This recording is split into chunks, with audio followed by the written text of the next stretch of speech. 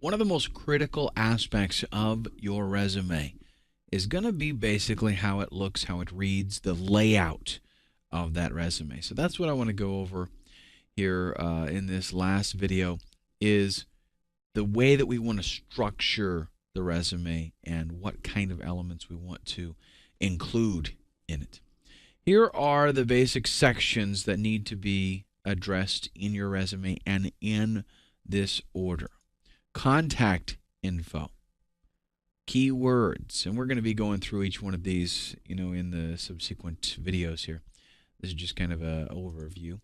Accomplishments, experience, education, affiliation, and with education, experience, and affiliations, and training, which is the last one, we're talking about just mostly related to professional experiences, affiliations, and training. So contact information. This first and foremost should be at the tippy top.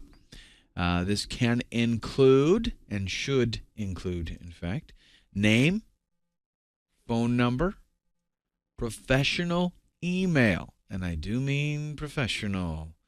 Okay, you don't want some, studbunny@hotmail.com. That's not what we're looking for here. You can use the free email clients, like Gmail and Yahoo and all that kind of stuff. That's fine. But everything before the @ needs to be 100% professional. You can put a mailing address there. Honestly, it's not a requirement because most people are going to probably want to call you or email as opposed to actually mailing you something. But if you feel more comfortable with that, you can put that there. Do not use your current employer's contact information. That's really just lame. Don't do it. No email address, no phone number, no nothing about your current employer and the contact details. These people, a lot of them, especially the HR department, they're just going to be looking for any reason to not like you and trash your resume. And that right there will be one for them. Double check all these details because they're not going to go hunting for you. If your phone number's not right, or if you swapped out some letters in your email address, they're just looking for a reason not to talk to you. So if they're not going to go looking for the correct answer, right? So make sure double check that all the details are correct. Your entire image presented on the resume and all of the contact information here needs to be 100% professional. That means the voicemail, when they call your phone and if they get transferred to voicemail, they don't need to be greeted with, "Hey, yo, what up, buddy?" They need a professional message to answer the phone. Okay? So if that's what your voicemail says, then change it during this process while you're submitting resumes. Keywords. Use very strong keywords, and I would say, for example, if you have a huge paragraph, we don't like those huge paragraphs, right?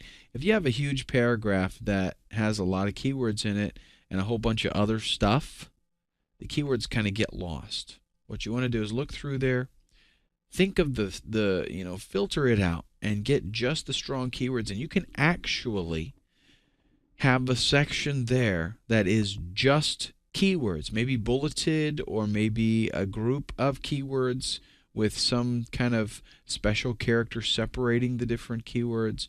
You need something that's going to make an impact, and the keywords are going to come right after your contact information.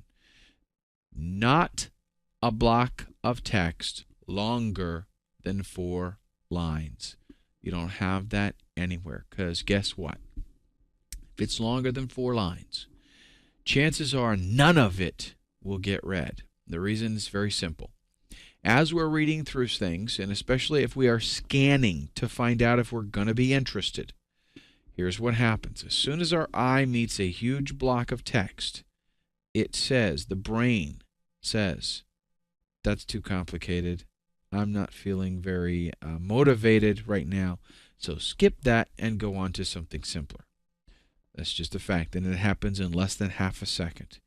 Your eye meets that big block of text and you just skip. How many times have you read a magazine article or seen an article online, and unless you're really, really, really needing that information, if you bump into a huge paragraph, you just skip over it and go to the next one.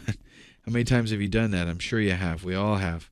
And these people, if they're looking at your resume, they're looking for an excuse to throw it away, not for something to keep them reading it. So don't give them any excuses like too much information in one spot. Break up your paragraphs with keywords only, just like this right here.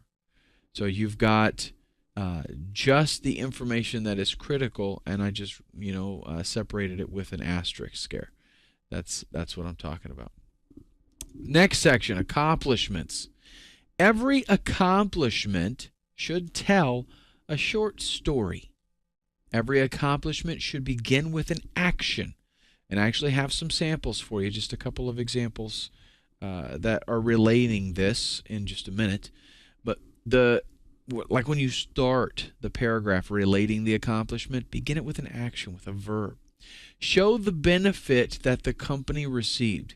So when you show the action, show what the result was and what that company got out of it. Don't just assume that they know. And then show that benefit in numbers if at all possible.